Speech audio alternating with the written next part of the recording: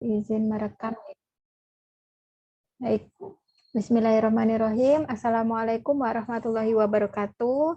Selamat sore Bapak Ibu, hebat ya. Di sini, wah ini calon-calon jurnalis pendidikan ini. Atau sudah ada yang jadi jurnalis juga ini kayaknya ya. Baik, Bapak Ibu, di pertemuan kedua ini saya dan Mas Agus mohon maaf ya karena harusnya tadi malam, tetapi karena kami berdua ada kegiatan yang tidak bisa ditinggalkan kebetulan bersamaan, jadi harus kami tunda di sore ini. Kenapa tidak nanti malam? Karena nanti malam pun kami berdua juga ada kegiatan begitu. Nah, tetapi kami tidak ingin menunda di lain hari yang harus menunggu waktu malam karena nanti akan lebih lama. Nanti materi yang kemarin keburu menguap gitu. Sementara ada kaitannya dengan hari ini. Jadi hari ini adalah materi penguatan yang lebih ke teknis. Kita akan mencoba untuk mengolah data mentah menjadi sebuah tulisan rilis atau tulisan yang sesuai dengan kaidah jurnalistik gitu ya, yang kemarin sudah disampaikan Mas Agus. Nah, sebelum kita mengolah data mentahnya ini Mas Agus, kemarin Mas Agus WA saya, mana ini beritanya yang kemarin kok belum? Oh, Mas Agus, saya nggak akan nulis berita kemarin, karena yang nulis adalah kita semua di forum ini. Nanti kita semua yang akan menulis. Jadi tulisannya nanti penulisnya bukan Ria Eka Lestari, Mas, tapi peserta. Serta ada yang nulis bareng-bareng gitu ya, kolaborasi gitu. Jadi kita buat untuk latihan ya, Bapak Ibu.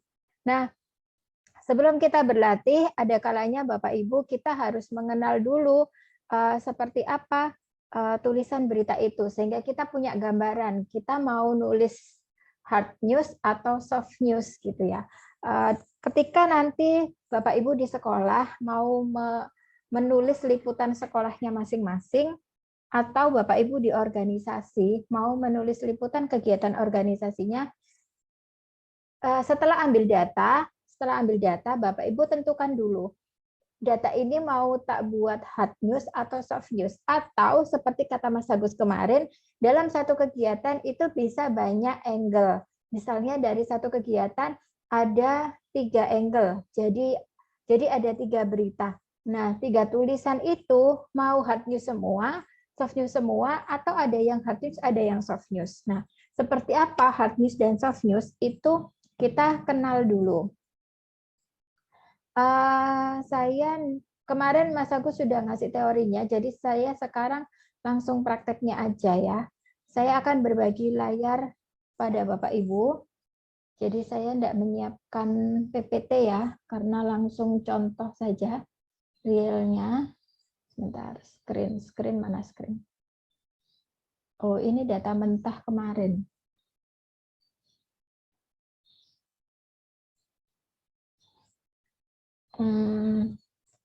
Ini contohnya yang hard news.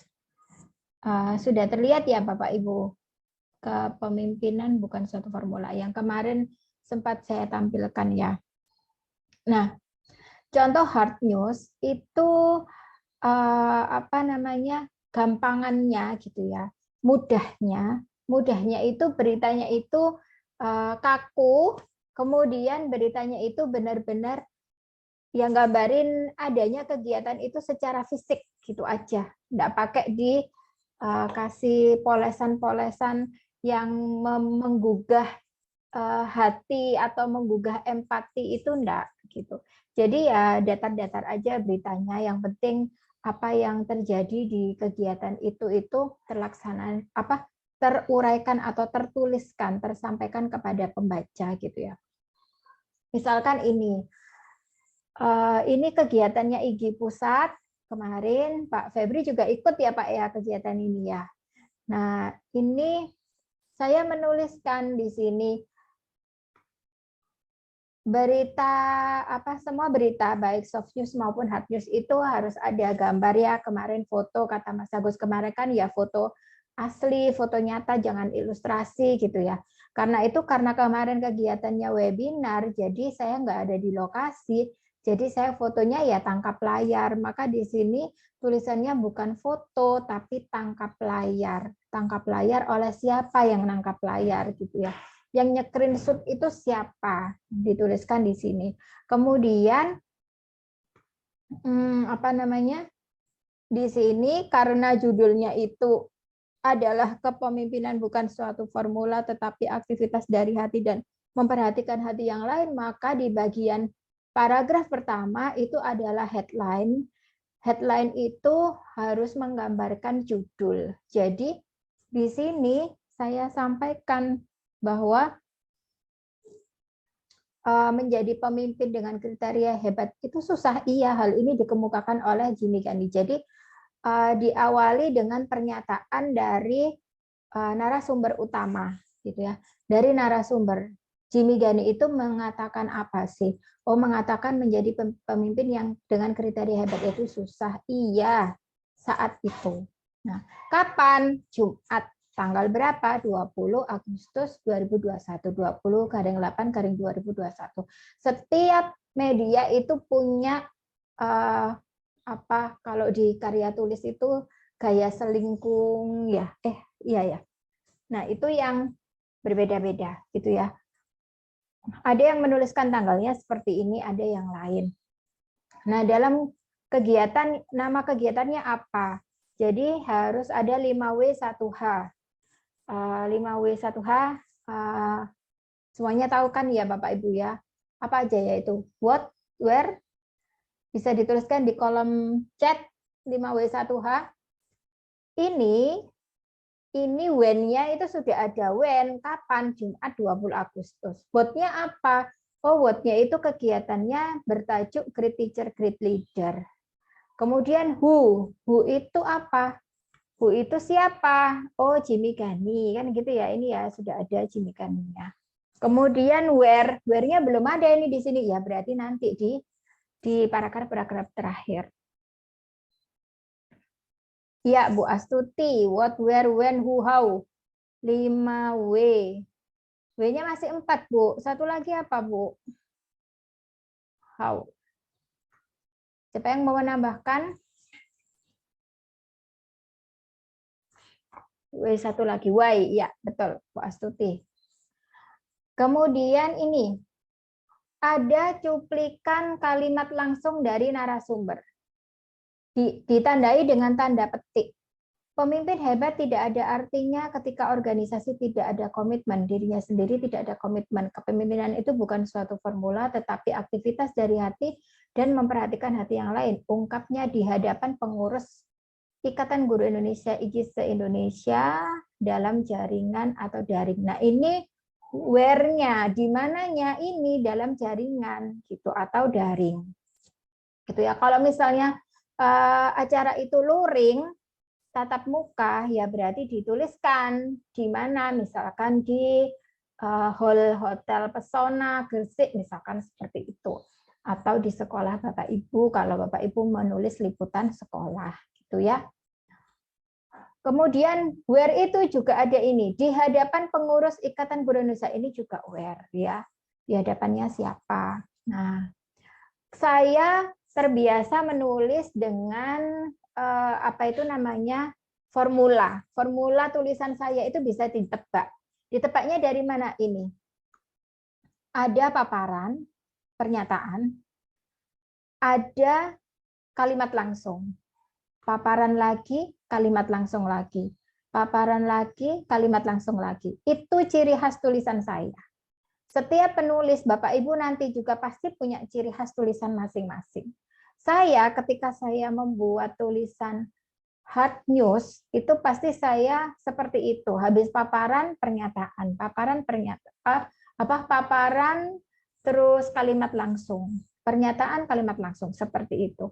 Kenapa? Karena bagi saya, ketika saya pribadi membaca tulisan liputan itu yang paparan saja, tidak ada kalimat pernyataan langsungnya, tidak ada kalimat langsung dari narasumber, saya merasa ini beneran nggak sih, hoax nggak sih, jadi agak kurang dipercaya seperti itu.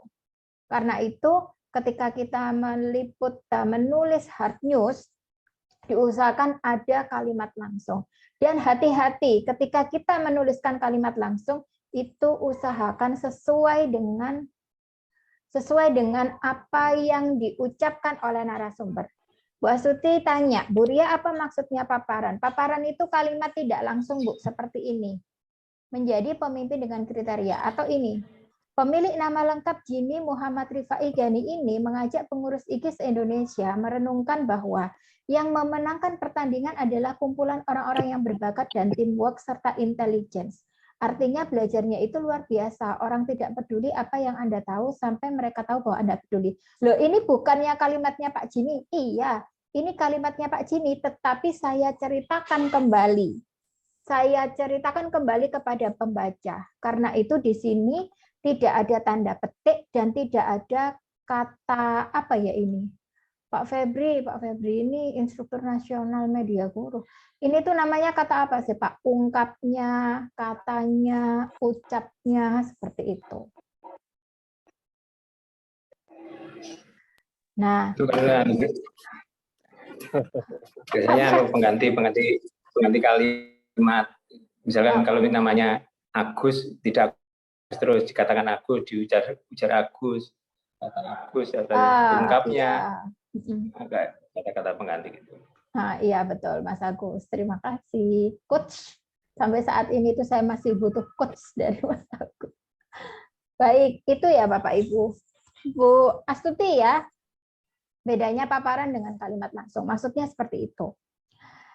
Kemudian Bapak Ibu, bagi saya dengan saya menuliskan kalimat langsung dalam tulisan berita saya, itu menguatkan tulisan saya bahwa berita ini benar, asli, dan itu membuat saya pede untuk men-share gitu ya, untuk membagikan tulisan saya kepada orang lain karena saya yakin apa yang saya tulis di kalimat langsung ini sesuai dengan pesan dari narasumber. Karena itu Bapak Ibu, ketika saya meliput, itu saya meliputnya itu apa yang dikatakan narasumber itu saya tulis semua.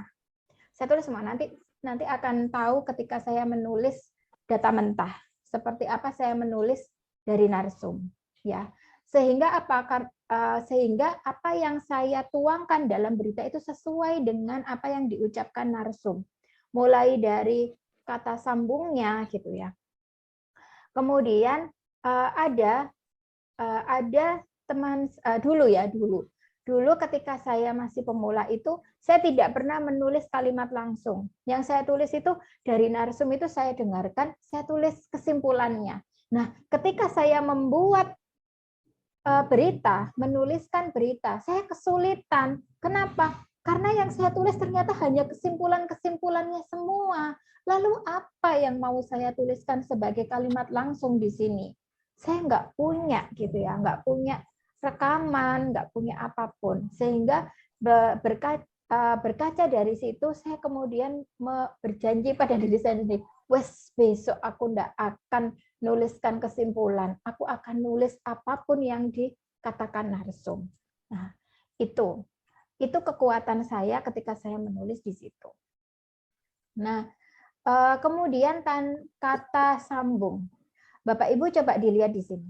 Di sini ketika habis paragraf kedua, ungkapnya di hadapan pengurus Ikatan Guru Indonesia IGIS Indonesia.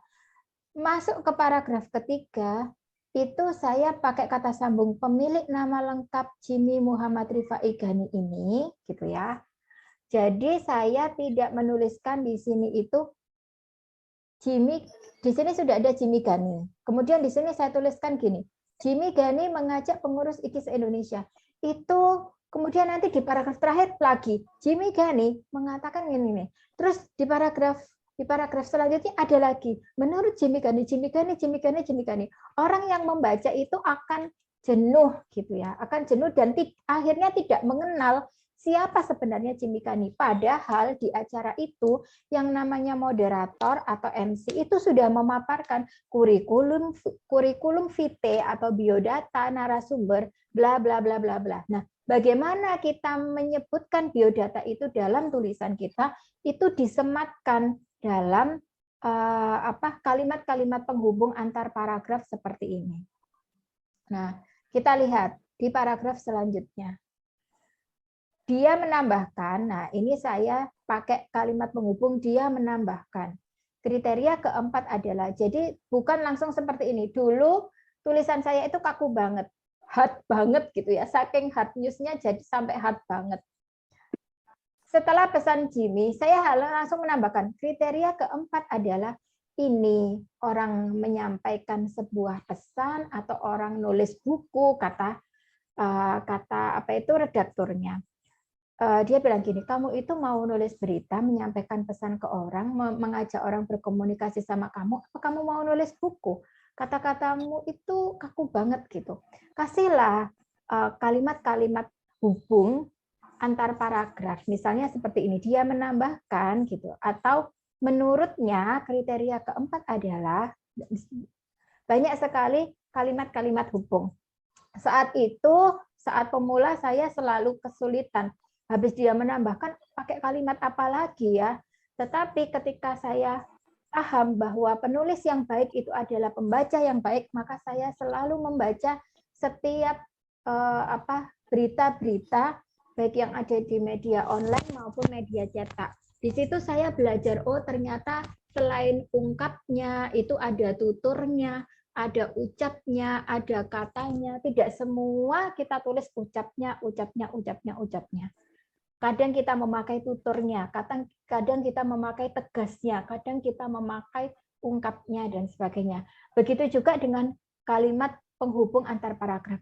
Kadang kita memakai dia menambahkan, kadang kita memakai pria yang juga berprofesi sebagai guru ini menjelaskan titik-titik. Kadang kita memakai menurutnya, Ikatan Guru Indonesia adalah organisasi profesi yang titik-titik-titik dan sebagainya. Nah, seperti contoh di paragraf ini.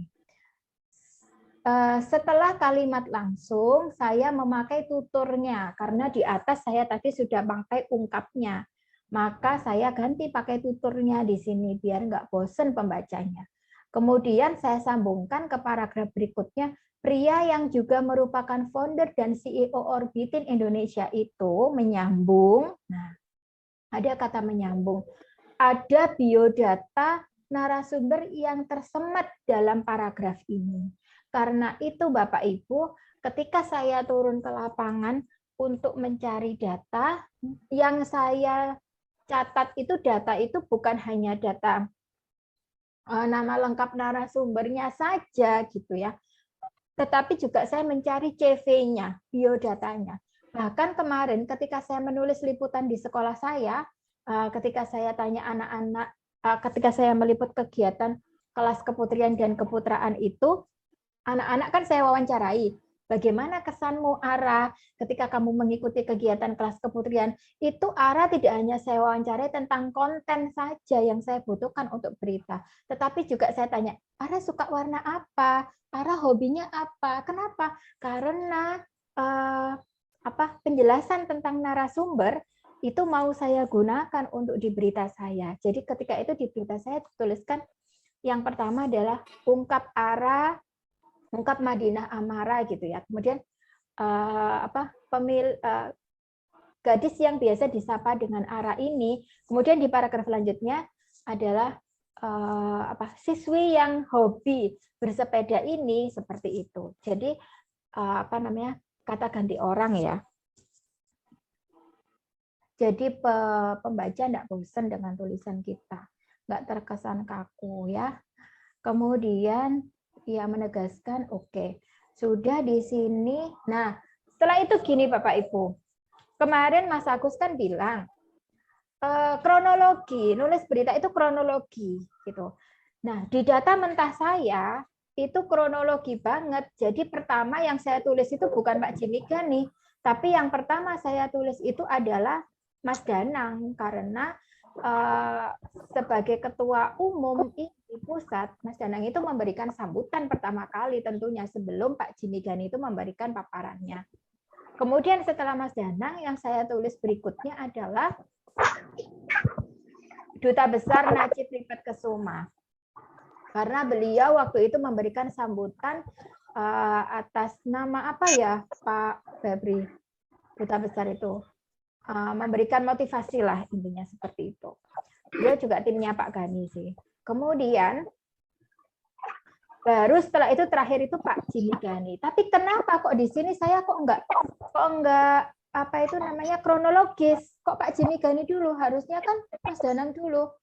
Karena saya menguatkan judul. Jadi headline itu menguatkan judul. Kalau saya tulis Mas Danang dulu, judul saya judulnya sambutannya Mas Danang. Enggak menarik. Kemarin kan kita belajar bagaimana mencari berita yang menarik, kan gitu ya. Bagaimana membuat judul yang menarik seperti itu. Nah, karena menurut saya yang menarik itu adalah apa itu namanya ini materinya Pak Jimmy Gani, maka yang saya tuliskan pertama adalah Pak Jimmy Gani. Yang saya masukkan headline di paragraf 1 dan paragraf 2 ini adalah yang sesuai dengan judul. Setelah itu baru yang lainnya saya masukkan sebagai kalimat penjelas. Kalau kita ngajar anak bahasa Indonesia itu kan tulis kalimat utama, ide pokok gitu kan ya, terus kalimat penjelas. Baru Mas Danang saya tuliskan di sini disusul dengan Pak Dubes Najib Tripatkusuma. Baru saya tuliskan. Kemudian ciri tulisan saya juga itu adalah saya selalu menyematkan kalimat singkat di akhir tulisan saya seperti ini. Semangat belajar. Ketika saya menulis tentang liputannya kegiatan IGI yang muswil, ketika terpilihnya ketua IGI wilayah itu saya tuliskan kalau tidak salah selamat mengemban amanah seperti itu. Nah, ini sebenarnya bukan sesuatu yang harus. Ini hanya bagian dari keunikan atau ciri khas dari seorang penulis. Bapak Ibu mungkin punya ciri khas masing-masing ya, seperti itu. Kalau Mas Agus ciri khasnya apa ya? Nah, ini adalah hard news. Kenapa? Mas, silakan Mas. Biasanya penulis dengan latar belakang jurnalis dengan latar belakang penulis itu ya tadi jadi khasnya kayak gitu. Kalau wartawan yang macam-macam itu tidak ada yang belajar di terakhirnya biasanya nggak pakai gitu. Benar. Kalau tapi kita menarik itu untuk apa? Untuk apa Mas? Ya udah lanjut aja, nanti aja kita ngobrol lagi. Duh, gimana sih? Pak Febri itu sedang menyetir ya, di jalan. Hati-hati Pak. Oh enggak. Lagi berhenti sebentar. Ya. Baik, ini contoh hard news. Sekarang contohnya soft news ya Bapak Ibu. Nanti Bapak Ibu bisa membandingkan bagaimana rasanya ketika Bapak Ibu membaca berita hard news dan soft news. Satu hal yang ingin saya sampaikan menguatkan pesan dari Mas Agus kemarin. Jadilah jurnalis yang jujur, mengedepankan kebenaran begitu ya. Jangan karena kepentingan sesuatu kemudian menyampaikan sebuah kebohongan yang diada-adakan padahal sebenarnya tidak ada. Nah, kenapa saya sampaikan di situ? Karena itu terjadi ketika saya menulis berita ini. Jadi karena waktu itu saya kondisinya adalah kondisi drop, shock gitu ya, karena berita ini itu saya tuliskan dalam kondisi saya sedang berduka. Jadi waktu itu ketika waktu itu gini, saya berada di UMM-IN gitu ya untuk 1 pekan karantina untuk proposal yang akan didanai gitu ya oleh kemarin itu namanya saya lupa, di human right-nya. Iya, di human right-nya UMM gitu, di bagian human right-nya UMM di Syariah and Human Rights untuk ke mana ya waktu itu ya? Ke Iran bukan Iran sih, saya agak lupa nama ininya, negaranya. Ada nggak ya di tulisan saya ini, saya lupa. Nah, waktu itu proposal saya diterima dari seluruh Indonesia, berapa orang, hanya 15 orang kalau nggak salah itu yang diterima, itu saya mengajukan proposal tentang akses disabilitas di Gresik terhadap ini fasilitas publik, karena saya merasa fasilitas publik yang ada di Gresik itu belum ramah disabilitas gitu. Sehingga saya ajukan proposal itu dan alhamdulillah diterima. Nah, ketika itu saya 1 pekan harus karantina di UMM-in. Nah, saya menghubungi teman saya ini, namanya Husnul Khotimah. Saya menghubungi beliau, aku di UMM-in, kebetulan beliau adalah mahasiswi UMM begitu ya. Oh ya Mbak, tak temuin gitu. Akhirnya kita bertemu waktu itu setelah acara ya jam 4 sampai hampir maghrib.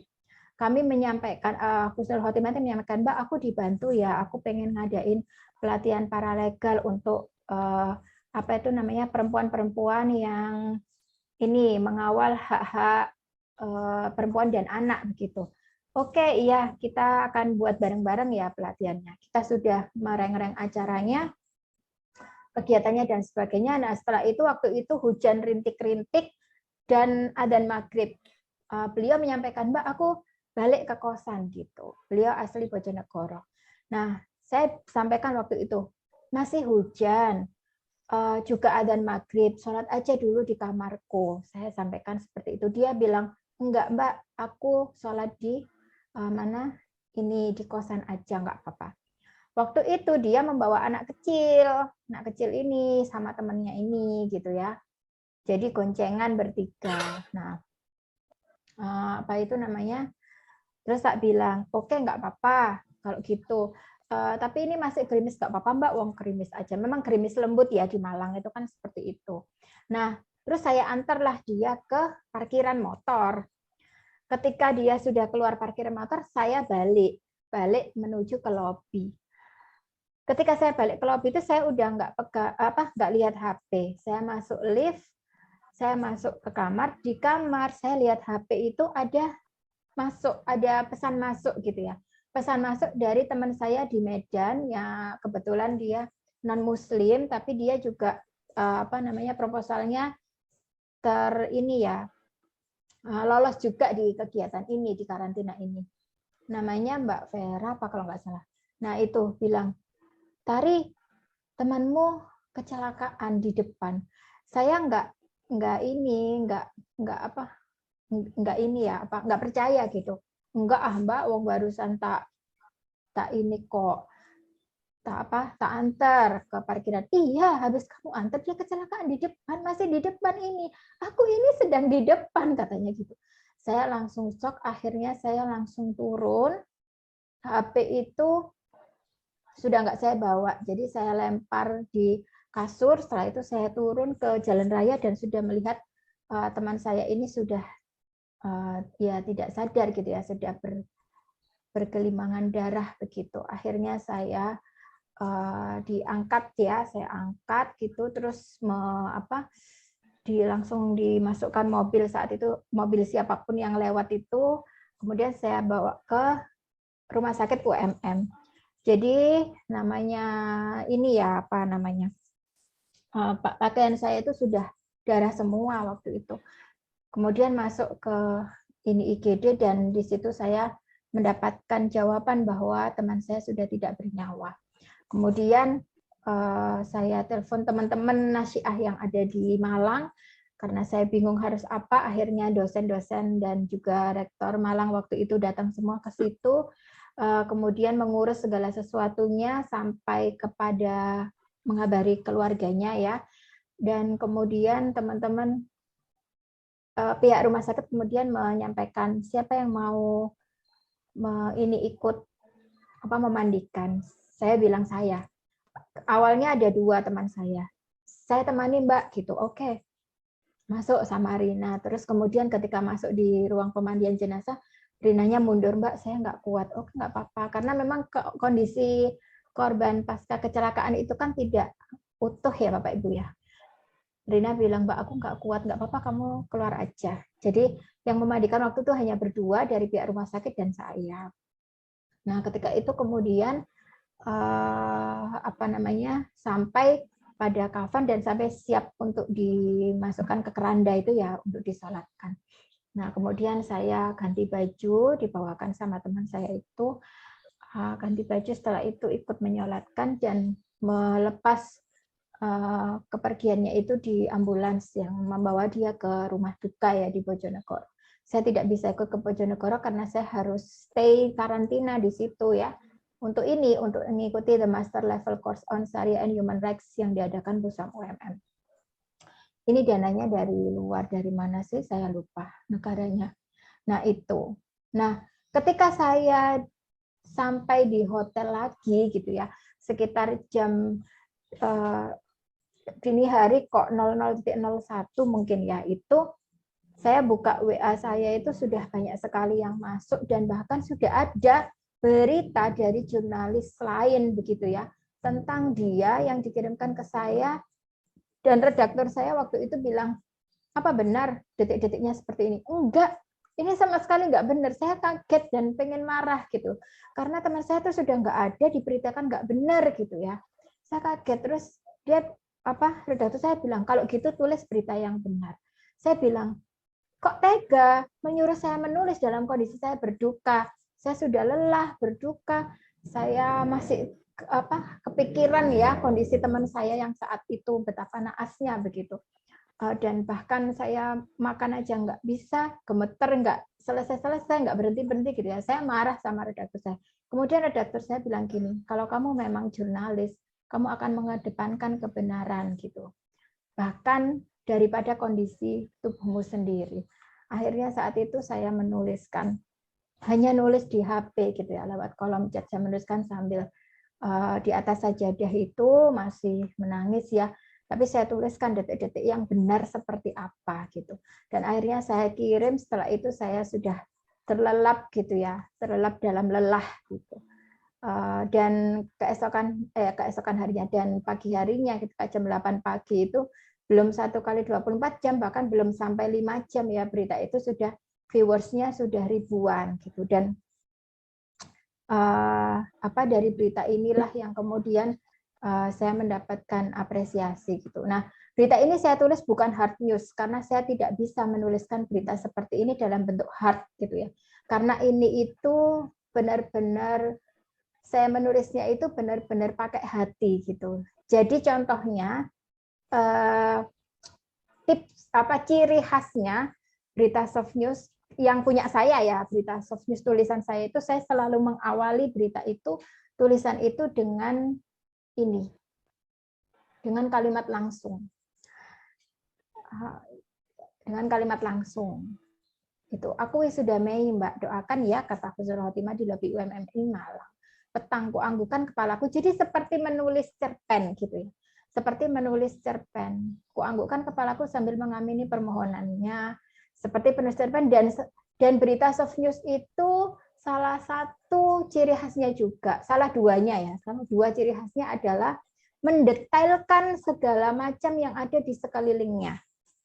Misalkan kalau kemarin Pak Febri pernah itu Mas Agus, nulis berita soft news waktu hari apa Pak Febri? Hari Disabilitas Internasional. Nah, Hari Disabilitas Internasional itu Pak Febri menuliskan soft news, mewawancarai di guru-guru di SLB ya di Bondowoso. Iya, SMPLB. Itu di Bondowoso. Nah itu saya minta detailkan deskripsi, dikuatkan di deskripsinya, deskripsi latar sekolahnya, kemudian gurunya seperti apa, sampai pada bagaimana cara dia menjelaskan itu, misalnya tangannya sambil kerual-kerual kertas, atau sambil pegang apa, mimik wajahnya seperti apa, gitu ya. Itu dideskripsikan. Itu ciri khasnya berita soft news, kuatnya di situ. Kemudian di sini juga kan ya, di sini saya mendetailkan banget, jadi kayak benar-benar kayak bercerita.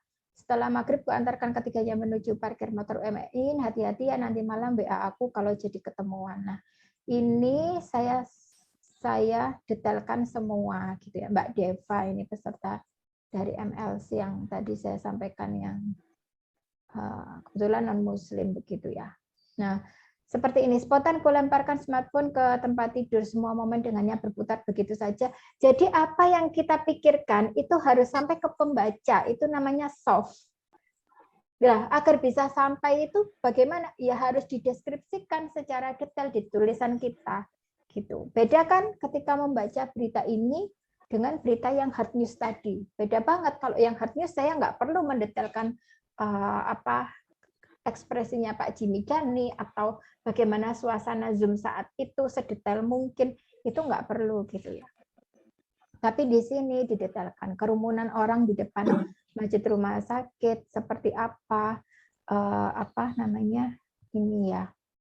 Kemudian bersyukur. Nah, seperti ini. Jadi seperti apa yang kita rasakan kita ungkapkan semua. Kini senyum itu masih terasa, tawa itu masih tersisa, selamat jalan teman, doa. Ini jadi apa itu namanya? Itu bedanya. Nah, nanti Bapak Ibu ketika membuat berita, kalau kemarin sudah menentukan ide gitu ya, kemarin mungkin sudah menentukan, aku mau bikin berita, apa kemarin Mas Agus, menciptakan peristiwa atau membuat berita? Peristiwa atau menciptakan berita. Oh ya, mau menulis berita peristiwa atau menciptakan berita. Kemarin kan tentang itu ya. Nah, itu nanti Bapak Ibu tinggal memilih kembali mau ditulis hard news atau ditulis soft news seperti itu. Sebelum kita praktik langsung, ya Mas Agus silakan. Sebentar, untuk apa? Kalau berita soft news itu biasanya gandengannya ada hard news, ada soft news. Kecuali kalau misalkan kita ada orang terlantar, itu langsung bisa jadi soft news. Tapi ketika ada peristiwa kecelakaan, kita bisa bikin hard news sama bisa bikin soft news. Istilahnya itu berita features, kita tulis pendalaman yang humanis seperti itu. Oh iya.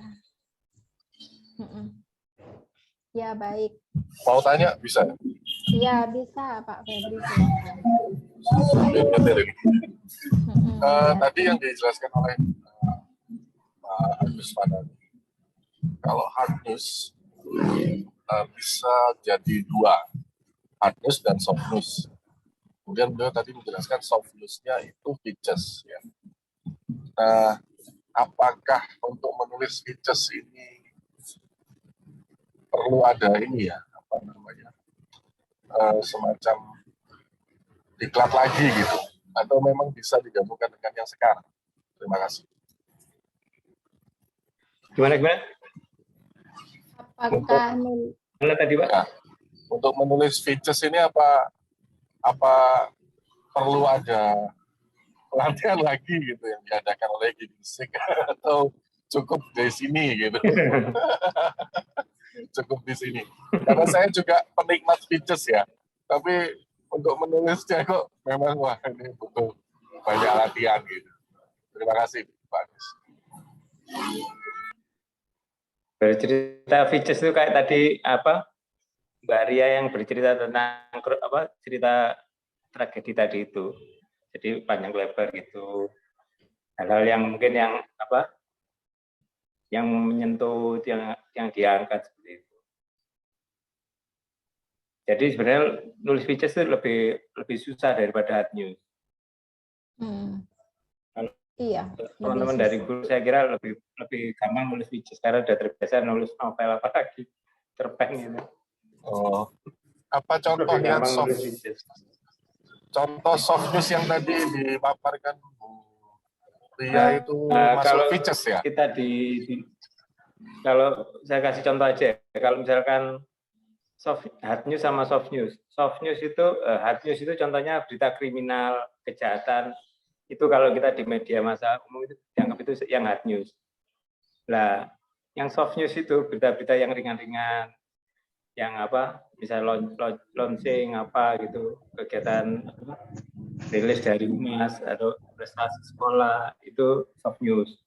Nah, kalau yang hard news dijadikan soft news itu kita ambil sisi humanismenya, humanis. Jadi jangan ada kejahatan tapi kita ambil dari sisi kemanusiaannya. Misalkan kenapa sih dia melakukan kejahatan itu? Kita ungkap lebih dalam lagi di situ.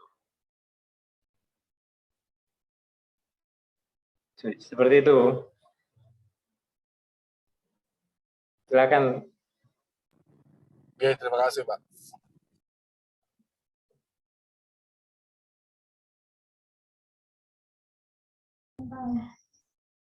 Ya, terima kasih Mas Agus dan Pak Febri.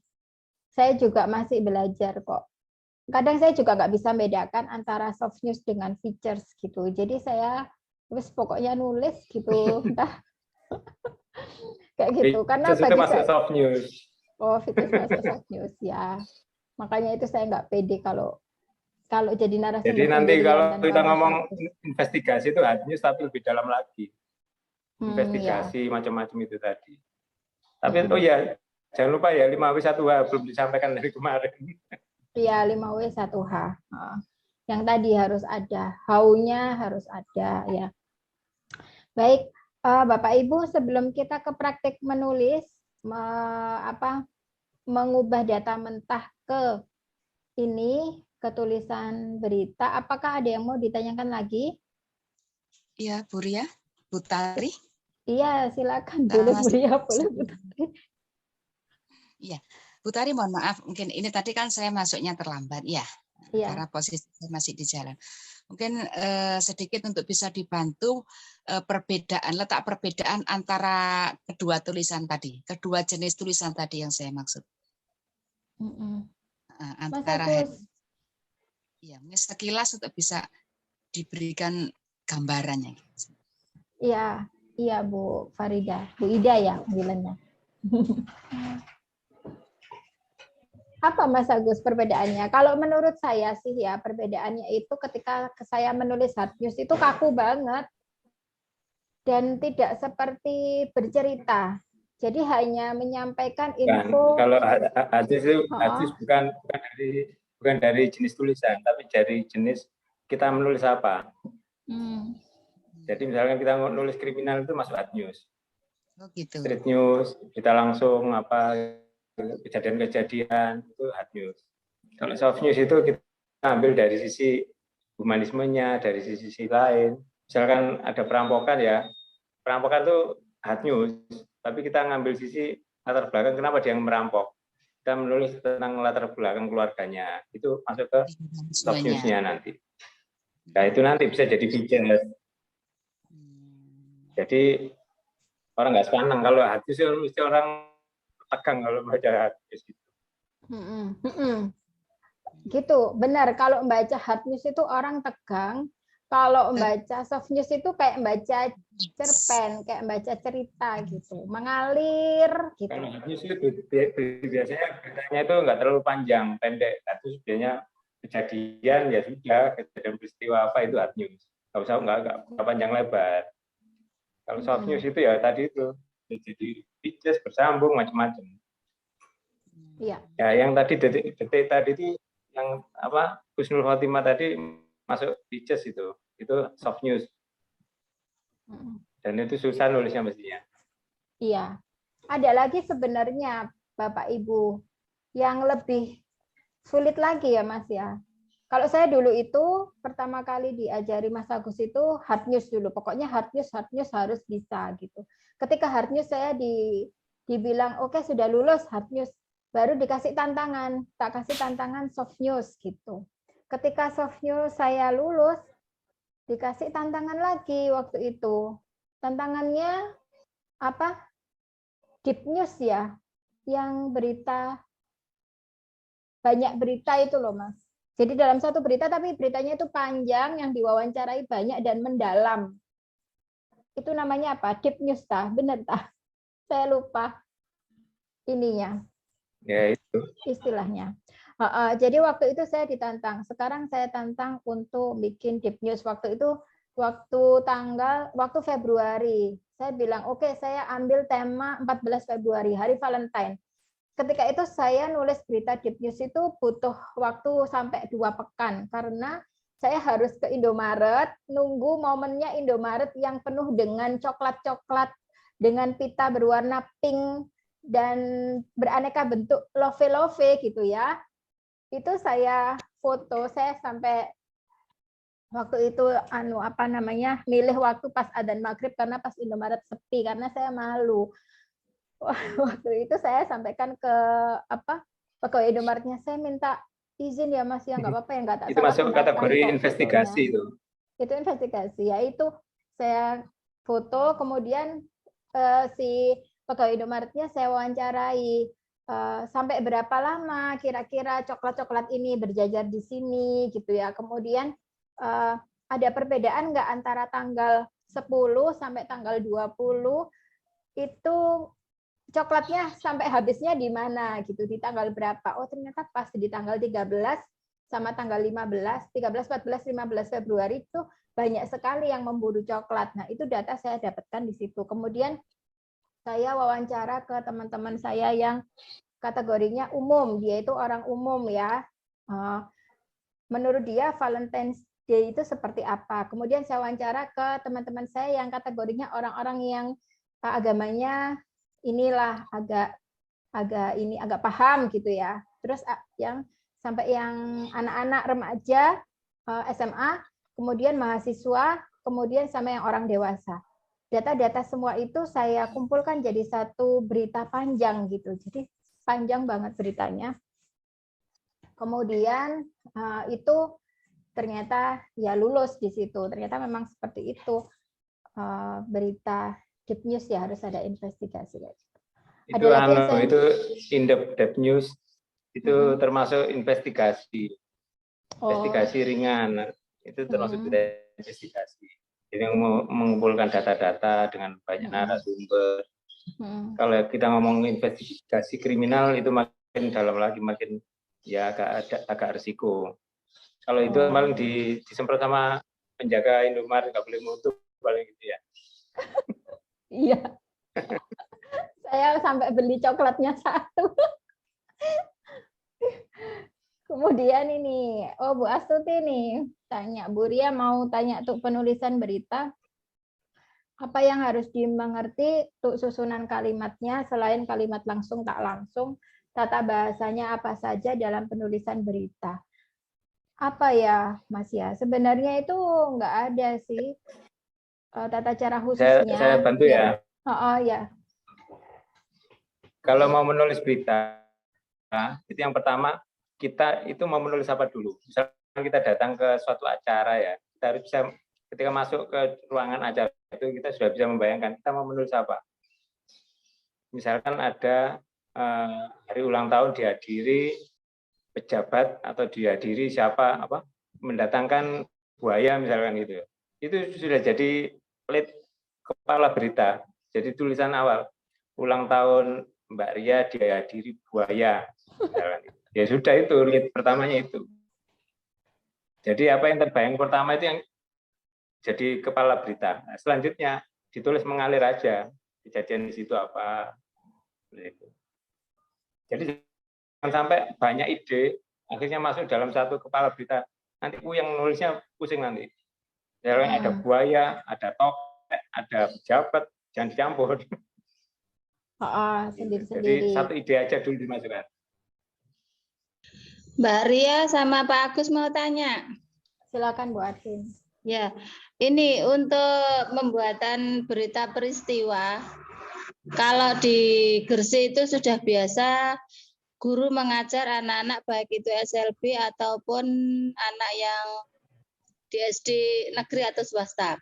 Kemudian saya menemui ada salah satu anggota DPR yang mengelola seperti menghimpun anak-anak yang pengemis jalanan, pengamen, duafa, itu apakah termasuk berita yang perlu dan bisa termasuk berita peristiwa? Mohon informasi. Kalau memang iya, saya tak ya istilahnya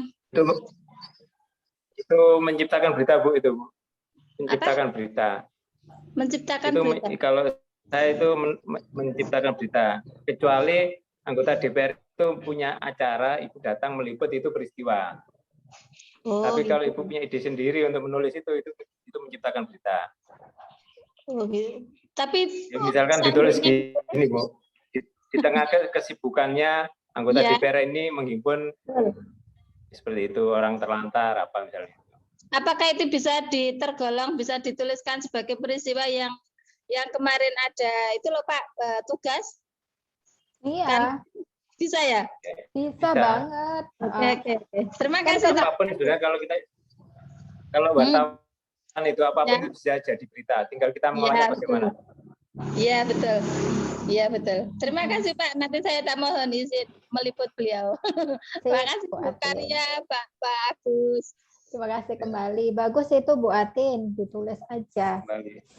Jadi kemarin itu tugasnya terserah Bapak Ibu mau pilih menciptakan berita atau menulis berita peristiwa. Boleh di antara itu. Dan boleh lebih dari satu. Misalnya saya mau nulis 2. 1 menciptakan berita, 1 berita peristiwa juga nggak apa-apa, silakan. Lebih dari 1 boleh ya. Gitu Bapak Ibu. Nah, sekarang kita masuk ke teknis menulisnya ya. Bapak Ibu, ketika saya tadi bilang, ketika saya belum saya share screen. Ketika saya meliput, itu saya selalu menuliskan apa adanya dan ada apanya gitu ya. Jadi tidak pernah saya menulis kesimpulan dari sambutannya Pak Bupati tadi apa ya, enggak. Karena saya akan kesulitan membuat kalimat langsung. Saya akan kesulitan menjabarkan itu. Sehingga saya menuliskan apa adanya. Nah, contohnya seperti ini. Tulisan yang apa adanya itu semrawut, enggak karuan semua gitu ya. Kadang enggak bisa dibaca dengan jelas seperti itu. Jadi ini ketika kemarin sesi pertama gitu ya. Saya langsung tuliskan Hanif. Dia Pak Hanif ngomong apa gitu ya. Beliau ngomong senang rasanya kegiatan ini dapat berlangsung. Saya ucapkan terima kasih pada bidang C dan D ini. Nah, contoh tulisan apa adanya itu ya kayak gini.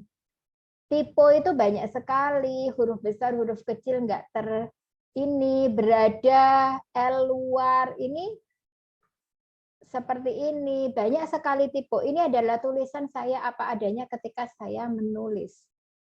Kenapa? Karena ketika narasumber itu berbicara, saya langsung aja ngetik, nggak tahu. Saya tahu kalau tadi itu saya tipe, tapi ketika saya menekan backspace untuk memperbaiki tulisan tipe saya tadi, saya akan ketinggalan narasumber. Narasumber sudah masuk ke kalimat berikutnya, saya masih bingung backspace gitu kan. Saya masih bingung menghapus tulisan kata yang tipe tadi. Ketika saya kemarin di Muswil gitu ya. Kemudian saya rilis berita, Pak Febri itu tanya waktu itu, Bu Tari ini kok tulisannya itu real banget gitu. Apa yang disampaikan Pak Ketua Wilayah itu benar adanya dan ada di tulisan ini. Bagaimana caranya? Apa Anda merekam? Tidak, saya sama sekali tidak pernah merekam. Saya tulis ketika saya hadir di situ, saya tulis di note-nya HP. Dan itu saya nggak pernah berpaling kemana-mana, fokus ke HP nulis, dan hasil tulisannya seperti ini. Ada shop masuk di sini juga gitu ya, ada macam-macam gitu ya. Banyak sekali tipe itu iya gitu. Dan saya biarkan aja. Karena apa? Karena saya yakin saya pasti akan bisa membaca tulisan itu kembali. Kenapa? Karena yang nulis saya. Dan karena saya ada di lokasi gitu. Kalau Bapak Ibu yang tidak bisa membaca tulisan saya wajar karena bukan Bapak Ibu yang ngetik saat itu. Gitu. Contohnya seperti ini. Saya yakin Bapak Ibu bisa membaca kalimat ini kan. Kelihatan belum ini PowerPoint? Apa salin dia saya ini?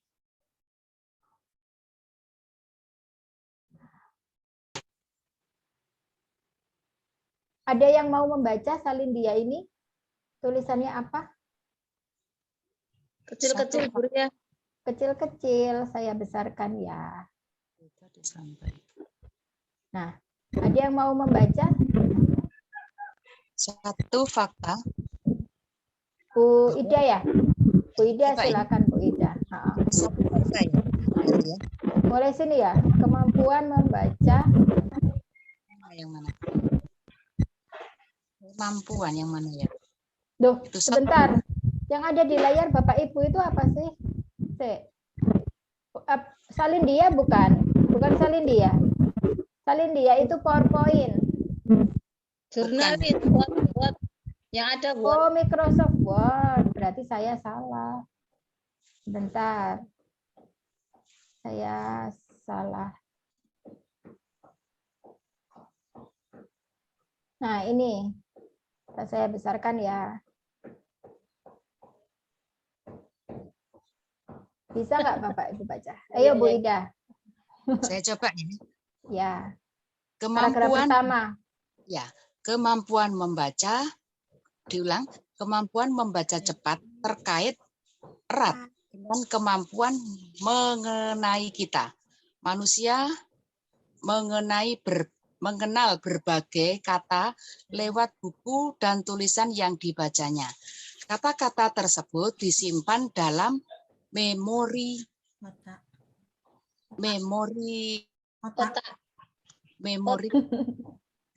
otak dan akan dikenal lebih cepat ketika ditemukan kembali pada bahan bacaan yang baru. Oke. Paragraf kedua, siapa yang mau baca nih? Lebih hebat lagi kata untuk aturan kata tidak terlalu penting. Asalkan posisi huruf pertama dan terakhir tidak berubah. Anda hanya cukup mengenal huruf pertama dan terakhir tadi, kemudian dengan kemampuan luar biasa akan mengenalnya sebagai sebuah kata seperti yang Anda baca sekarang. Ini menurut riset yang pernah dilakukan Universitas apa tuh? Bisa kan Bapak Ibu ya? Bisa kan? Gitu. Ini sesuai dengan teori neuroscience pada manusia ya. Kalau saya belajar di biologi dulu ya ketika saya kuliah. Manusia itu dia salah satu bagian otaknya ya punya kemampuan neuroscience yang sebenarnya otak kanan dan kiri itu ketika digunakan dua-duanya itu akan bekerja luar biasa dan bisa menata sendiri huruf gitu ya pada kalimat-kalimat yang tidak beraturan, pada kata-kata yang tidak beraturan. Dan itu sudah Bapak Ibu buktikan. Artinya apa? Artinya ketika Bapak Ibu sebagai jurnalis kemudian turun ke lapangan, Bapak Ibu menuliskan data-data gitu ya. Sambutan dari seorang kepala sekolah misalkan yang waktu itu membuka kegiatan Hari Pahlawan di sekolah Bapak Ibu tuliskan apa adanya, dia ngomong apa aja, tulis saja pokoknya tanpa henti. Tidak perlu takut tulisan itu tidak terbaca atau salah ketik gitu ya, salah tik atau typo gitu ya, typo. Tidak perlu khawatir karena Bapak Ibu pasti akan membaca, pasti akan bisa membacanya kembali ketika Bapak Ibu mau menyusun rilis gitu. Sama seperti tulisan saya tadi. Oke, itu menguatkan kita bahwa tidak perlu takut typo ya dalam mencari data. Nah, kemudian kita lanjutkan sekarang. Di sini kita review lagi ya kemarin. Oh, belum saya share screen. Saya berbagi layar dulu dengan Bapak Ibu. Nah, ini adalah data mentah saya ketika di mana itu namanya di hari pertama kemarin ya. Hari pertama. Pak Hanif waktu itu menyampaikan, senang rasanya kegiatan ini dapat berlangsung. Saya ucapkan terima kasih pada bidang C dan D yang mengawal kegiatan ini. Selalu memberikan yang terbaik kepada Bapak Ibu semuanya yang berada dimanapun, yang berada di Kabupaten Gresik. Lihaten, yang berada dimanapun, yang berada di Kabupaten Gresik. Ya wes kayak gini nih ketika saya nulis di lapangan. Aturannya enggak beraturan gitu ya. Pokoknya apa yang saya dengar saya tuliskan gitu. Terbaik mengasah kemampuan menulis kita, tidak banyak yang saya sampaikan. Memang pelatihan ini pelatihan yang sulit bagi Bapak Ibu semuanya, tapi saya yakin sesulit apapun, lihat. Tapi saya yakin loh, saya nulisnya kayak gini. Sesulit apapun jika dilakukan dengan baik akan menghasilkan karya nyata yang bisa bermanfaat bagi Bapak Ibu semuanya. Tapi saya bisa mengungkapkannya dengan lancar karena saya yang nulis, saya yang tahu kapan saya typo dan tidak kan gitu. Kemudian Mas Agus menyampaikan, Sekarang ini hampir semua orang itu jadi wartawan. Sampai saya tulis, tapi tidak semua saya tulis, karena waktu itu ada yang saya terlewat, karena saya capek, akhirnya saya berhenti. Ya enggak apa-apa, saya berhenti aja ketika saya capek gitu ya. Nah, kemudian sampai di sini saja saya nulis waktu itu. Namanya rilis. Kemudian ada peserta yang tanya, jangka waktu berita hangat itu berapa hari maksimal? Saya tulis di sini, jawabannya Mas Agus apa? Saya tulis, sampai waktu itu Mas Agus bilang apa ini? Oh, tentang deteksi hoax ya. Dan ini Mas Agus juga nulis wartawan itu punya tanggung jawab besar. Kayaknya sepele ya, seperti ini itu kayak nembak ke hutan yang jatuh itu siapa kita enggak tahu. Seringkali kalau kita nulis kejelekan orang itu yang jatuh siapa, entah itu anaknya atau siapa-siapa. Di sini Mas Agus juga bilang, saya kan sering bilang kunci berita menarik itu kalau orang digigit anjing itu biasa, kalau anjing digigit orang itu yang menarik. Nah, itu saya tulis di sini. Kemudian ada pertanyaannya Pak Febri kemarin saya tulis, mohon penjelasan tentang kronologi di sini. Mas Agus menjawab seperti apa. Kemudian pertanyaannya Bu Yuli gitu ya. Kasus menarik, judul yang menarik. Di sini saya tuliskan tentang bagaimana jawabannya Mas Agus kemarin dalam satu berita itu bisa jadi 3 angle gitu ya, dengan jadi 3 berita yang berbeda gitu ya. Kemudian di sini Mas Agus menyampaikan juga waktu itu kebanggaan seorang jurnalis itu karyanya, bukan kepleknya atau ID card-nya. Wartawan itu tahu sedikit tapi banyak. Oke. Masih ingat ya reviewnya ya? Berarti dari kemarin. Dari data mentah ini, kira-kira kalau saya tanya, Bapak Ibu mau menuliskan beritanya, itu mau ngambil bagian mana sih yang menarik dari data mentah ini? Untuk dijadikan lead berita, atau dijadikan judul, atau dijadikan headline-nya. Bagian mana yang menurut Bapak Ibu menarik? Ada yang mau berpendapat? Bagian itu. Ya. Keplek. Oh ya, oke. Pak Febri berpendapat. Pak Febri berpendapat bahwa Pak Febri nanti mau nuliskan sebagai lead-nya itu apa tadi? Kebanggaan wartawan itu ada pada karyanya, bukan pada kepleknya gitu ya Pak ya? Menarik ini. Oke, itu menarik. Ada lagi Bapak Ibu yang punya ide lain? Bagian mana yang kira-kira menurut Bapak Ibu menarik? Ini menjawab pertanyaan Bu Yuli kemarin, bagaimana membuat berita yang menarik gitu ya. Saya bisa nambahkan dikit, mengingat. Silakan Mas Agus. Untuk penulisan angle, misalkan beberapa angle, usahakan di masing-masing tulisan itu dengan narasumber yang berbeda. Jangan narasumbernya 1 apa 2, tapi dibikin jadi 3 angle, 5 angle, tapi narasumbernya sama. Usahakan jangan. Jadi masing-masing ada narsum sendiri-sendiri.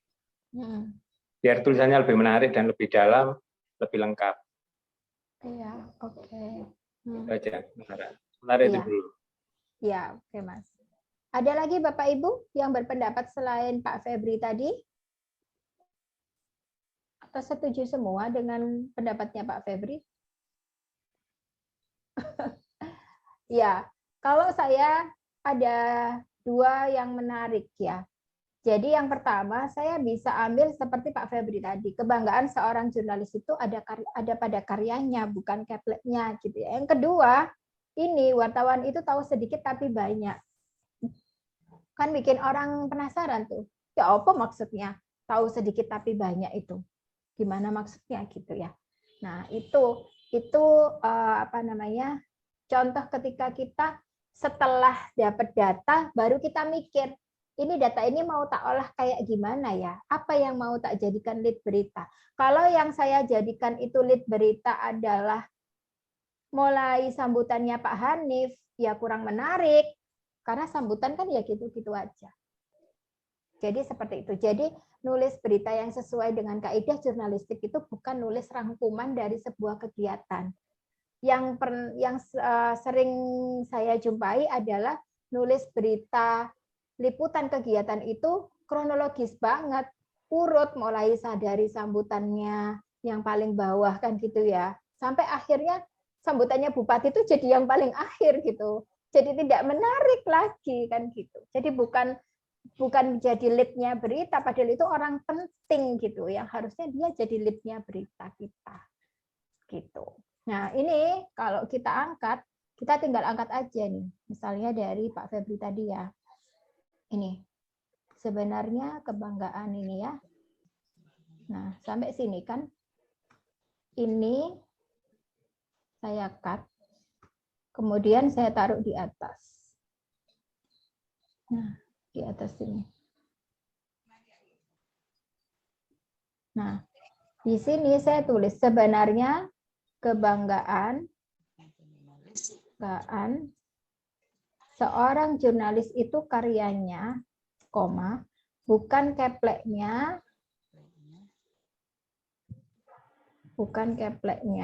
atau ID card-nya. Ini baru ketika nulis seperti ini, baru saya sesuaikan dengan apa namanya Bapak Ibu, Puebi ya.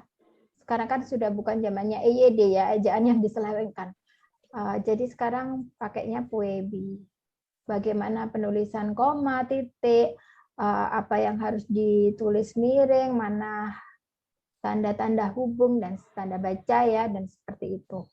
ID card-nya. Hal ini di sini langsung saya tulis. Hal ini disampaikan oleh Who. Who-nya siapa? Agus Fanani. Di hadapan, atau gini. Hal ini disampaikan oleh Agus Fanani dalam kegiatan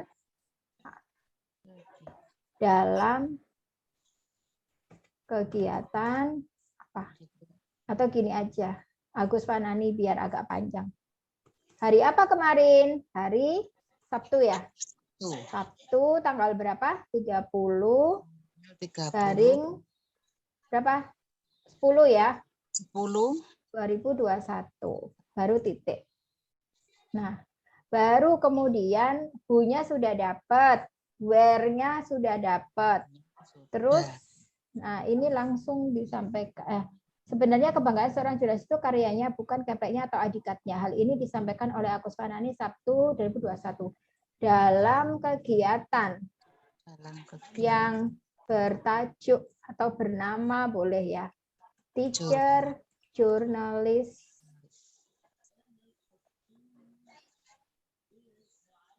ini tadi saya maunya itu Ctrl I.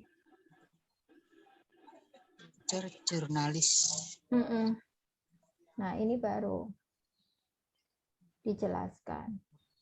Jurnalis workshop. Karena dia bahasa asing, jadi kita buat miring gitu ya. Ini pekerjaannya Bu Atin, ini penulis buku ini. Teacher Jurnalis Workshop.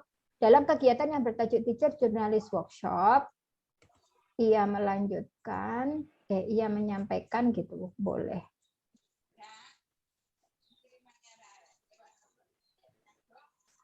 Ia menyampaikan bahwa sayanya dihapus, karena kan ini bukan kalimat langsung. Saya kan menceritakan Mas Agus kan, berarti ia menyampaikan bahwa selama jadi wartawan gitu ya,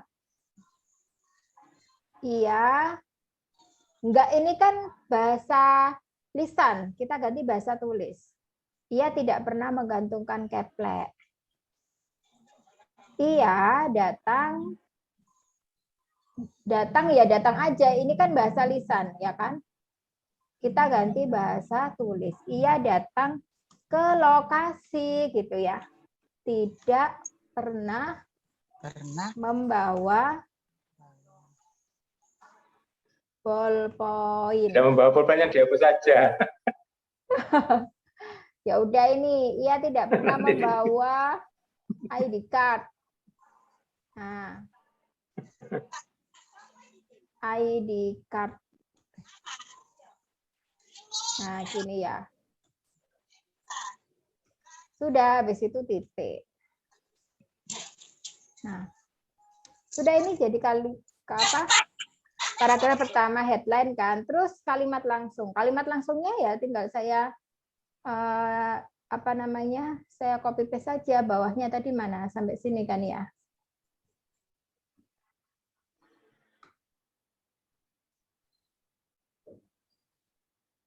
Atau mulai atas yang Mas Agus ngomong. Nah, ini boleh. Jadi ini tinggal di copy paste sampai bawah. Nah, jadi yang bagiannya Pak Hanif kan jadi di bawah sendiri. Nah, taruh di sini.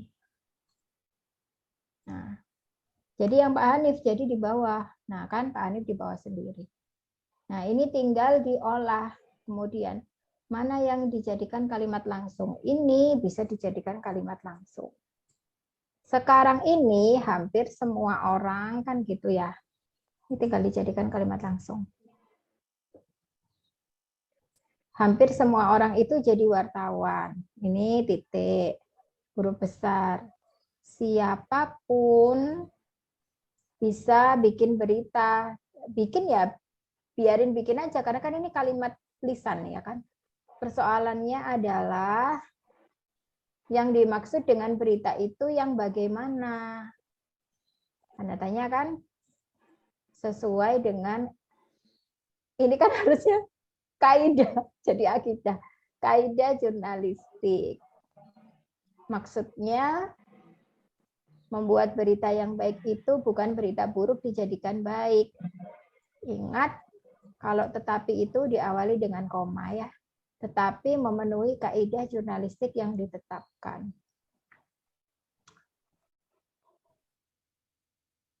Artinya ada prosedur, ada SOP yang harus dijalankan.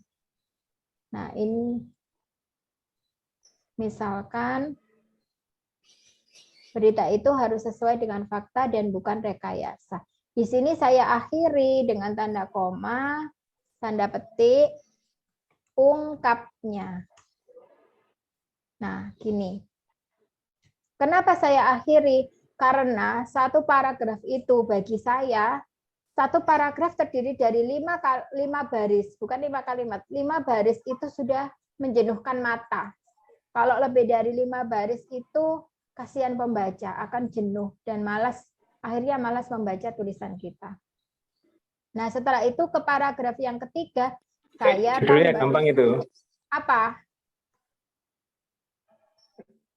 Apa judulnya? Jangan jadi wartawan keplek. Iya benar. Jangan jadi wartawan keplek. Nah ini. Nah, ya. Bacanya keliru jadi keplek. Keplek. Terus gimana? Dikasih itu berarti. Dikasih aksoro itu ya. Ya nanti dicari. Nah, setelah itu masuk ke paragraf ketiga, saya bisa kasih CV-nya Mas Agus gitu ya. Kemarin CV-nya itu apa sih Mas? CV-nya jenengan itu? Apa? CV-nya jenengan. Nama medianya? Apa? KD News. KD News. KD News. Oh ya, tunggu. Suruh nunggu sebentar. KD News ya? Oh gini. Yeah. Apa? Nanti tak foto di pria yang apa Mas? Pria yang berprofesi atau apa enaknya? Pria yang berprofesi sebagai, ya terserah yang nulis kalau itu. Loh iya, maksudnya KD News itu gimana? Pria yang mengelola media atau apa? Atau gini aja, kemarin kan ada konsultan media ya.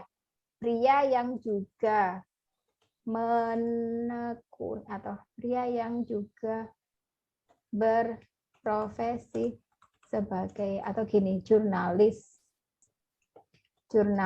yang juga berprofesi sebagai konsultan media ini mengingatkan. Nggak usah konsultan lah, biasa aja, jangan konsultan. Terus gimana? Ya, nanti mantan wartawan metafisik. Oh, atau ya berarti jurnalis yang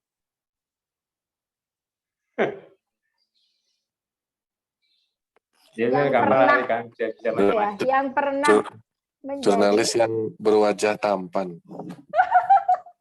Ya nanti itu liputannya Pak Febri silakan ditulis seperti itu. Kalau saya kok agak nggak ikhlas itu. Sudah ditulis itu. Jurnalis yang pernah menjadi wartawan metafisik ini mengingatkan, gitu kan ya, beberapa indikator atau syarat yang bisa dijadikan bahwa berita itu menarik adalah standar dari pembaca, bukan dari penulis. Kita itu kan bahasa lisan ya, jadi bukan dari penulis. Kalau dilihat di portal online, itu, atau itu di portal online, bisa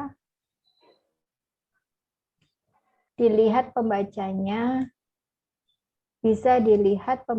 berapa dari viewer. Nah, ini. Jadi seperti ini Bapak Ibu. Kan beda ya ketika dari paragraf ini ke paragraf ketiga itu kita tidak menyampaikan ini langsung. Beberapa indikator itu kan kayak membaca buku karya tulis ilmiah gitu ya. Nah, itu kita sematkan seperti ini ya. Nah, contohnya yang dimaksud viewer itu nanti Bapak Ibu kalau nanti tulisannya ada di mana sih? Oh, salah. Screen. Ada di portal online-nya Igi Gersik. Ini sudah kelihatan detik-detik terakhir belum? Sudah, Bu. Sudah. Nah, ini kalau di sini, nah ini kan portal online-nya kalau di sisi pembaca kayak gini modelnya. Kalau nanti di sisi admin itu seperti ini. Nah, ini di sisi admin seperti ini. Jadi kelihatan viewersnya berapa. Ada sih juga yang kelihatan viewersnya. Kalau PMU tadi bisa dilihat viewersnya meskipun dari sisi pembaca. Nah, ini kayak tulisannya Bu Ima. Bu Ima ada ya di sini ya? Bu Ima. Apakah kau bergabung? Tadi malam bergabung sih. Nah, ini tulisannya Bu Ima, bendaharanya Igi Gersik. Itu pembacanya berapa? 355 kayak gitu. Oh, tulisan saya tadi pembacanya berapa ini? 644. Ini yang waktu tulisannya Pak Hanif. Ini Pak Hanif menulis 370 viewersnya. Nanti Bapak Ibu juga akan punya tulisan dan berapa viewersnya bisa dilihat gitu. Seperti itu ya Bapak Ibu ya. Oh ya, Mas Agus dilanjutkan dulu sebentar, saya ada tamu sebentar. Oke.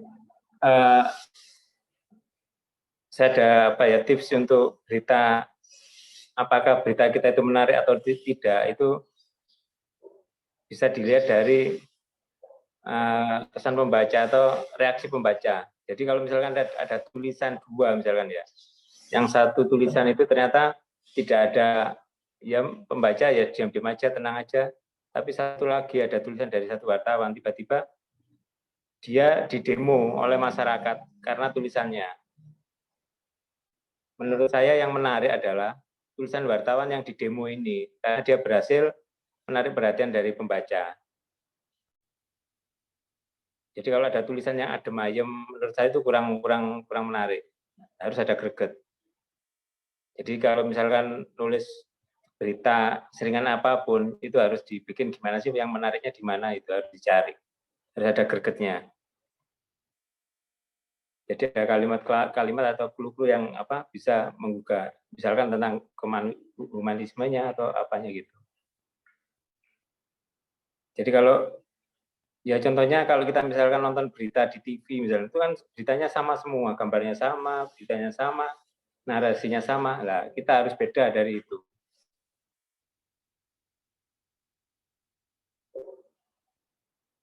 Mungkin ada pertanyaan.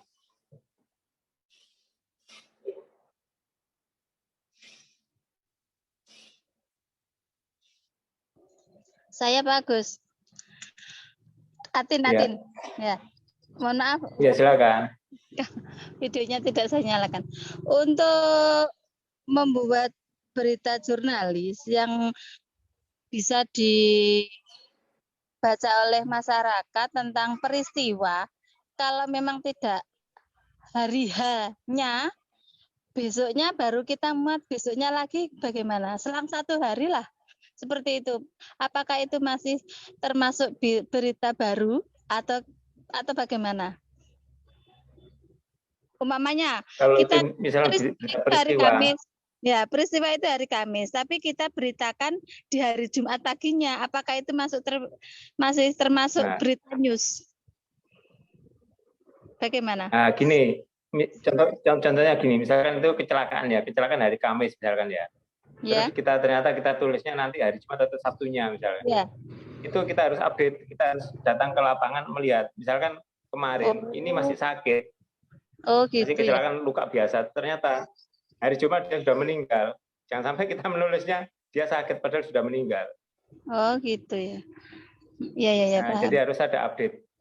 Gitu. Terima kasih. Oke. Yang lainnya barangkali. Ya, Mas Agus, saya ini tolong diluruskan kalau saya salah ya, Mas Agus. Contohnya gini, Bu Atin. Kemarin kan tadi malam kan kita ada peluncuran logo Muswil itu ya, Bu Atin. Nah, kan beritanya belum ada. Kebetulan Mas Agus jurinya. Ya. Penugasan ini namanya. PR. Bu Atin, ini saya itu dikasih tugas sama Mas Agus, tulis berita yang tadi malam peluncuran itu. Ya, Mas. Mungkin saya tulis ke radar tadi pagi. Saya sudah menghubungi Mas Riri, tapi kebetulan tugasku beberapa titik. Saya ngomong ke Mas Riri, waduh Mas Riri expired, ternyata tidak langsung. Biasanya saya nulis 2 jam selesai tak kirimkan, walaupun jam setengah 1 tak kirimkan gitu. Biar FLP itu tampak gitu. Maksud saya begitu, tapi expired. Ya. Maaf. Nah, itu berarti bisa disiasati gini ya Mas Agus ya. Misalnya kita mau nulis hari ini tuh mau nulis. Bisa disiasati misalnya saya wawancara ke pemenang gitu ya. Pemenang logo, pemenang utama. Kiat-kiat atau gimana testimoninya gitu. Wawancaranya kan hari ini, terus langsung saya tulis gitu kan. Itu bisa kan ya kalau diupdate kayak gitu? Bisa. Kalau selama tidak menyangkut keselamatan orang nggak apa-apa itu. Ya, ya keselamatannya apa kan nggak ada sih. Enggak, maksudnya tadi kan kalau peristiwa ditunda ternyata orangnya yang kemarin masih sakit sekarang sudah meninggal. Oh iya ya, ya betul. Ya bisa ya Mas ya, jangan dimarahin toh aku Mas. Nanti tak tulis, tak wawancara dulu. Ya, baik Bapak Ibu, kita sudah jam 5.04. Ada lagi yang mau ditanyakan? Karena setelah ini Bapak Ibu lanjut praktik ya di rumah masing-masing untuk menulis berita. Tapi jangan kasih satu tips ya. Ya silakan Mas. Saya kasih untuk wawancara tidak ada pelajaran teknik wawancara. Semua orang punya gaya masing-masing. Jadi dimanapun tidak ada pelajaran teknik wawancara. Paling ya pertanyaannya tanya apa, gimana kan gitu. Tapi kita sendiri masing-masing punya gaya wawancara sendiri. Untuk investigasi misalkan, menggali data, kita punya gaya sendiri. Jadi jangan masing-masing bisa punya gaya sendiri. Itu aja. Oh ya. Ya, baik Mas, terima kasih. Biasanya itu masuk pelajarannya anak kelas 4 ini, teknik wawancara. Tidak berlaku berarti ya. Ya, sudah siap ya Bapak Ibu ya. Nanti Bapak Ibu bisa konsultasi lagi di grup ya. Atau via pesan pribadi juga boleh. Misalnya habis nulis, kirim, ini benar nggak kayak gini, revisinya di mana, boleh ya Bapak Ibu ya. Sebelum nanti kita ketemu di Vicon yang ketiga, kita akan bedah karyanya Bapak Ibu semua ya. Sudah? Tidak ada yang ditanyakan? Mas Agus sudah tambahannya atau ada lagi? Ya, nanti aja di grup aja mau nanya lagi. Oh ya, baik. Baik, terima kasih Bapak Ibu atas kehadirannya pada sore hari ini. Selamat berkarya ya, selamat menemukan ide dan menuangkan idenya dalam sebuah tulisan rilis atau tulisan berita. Sekali lagi, Bapak Ibu, jika ada kendala silakan boleh konsultasi. Mau di grup, mau via pesan pribadi juga boleh ya, silakan. Saya akhiri, kurang lebihnya kami berdua mohon maaf. Wassalamualaikum warahmatullahi wabarakatuh. Selamat sore.